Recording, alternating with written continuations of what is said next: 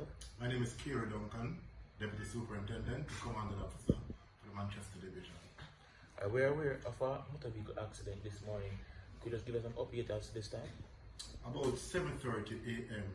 today, there was a motor vehicle collision along the Sedberg main road in the Christiana police area. From information received, a underfit, which was being driven by a female officer and another occupant, was traveling towards Spalding when a Range Rover was traveling in the opposite direction, overtook a line of traffic and collided in the front section of the underfit.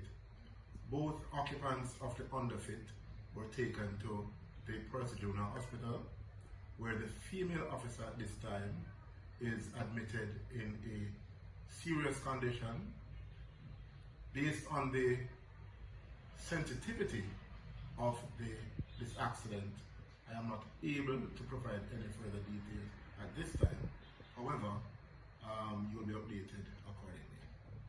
Well, I'll just say that the carnage on the road is getting out of hand. So I want to make this appeal to persons who are traveling along the roadway, that it is proven time and time again that speeding and improper overtaking are the main contributing factors to accidents. So I just want to make the appeal to persons to use the roadway properly. The signage and the rules are there for a purpose. It is to ensure our own safety.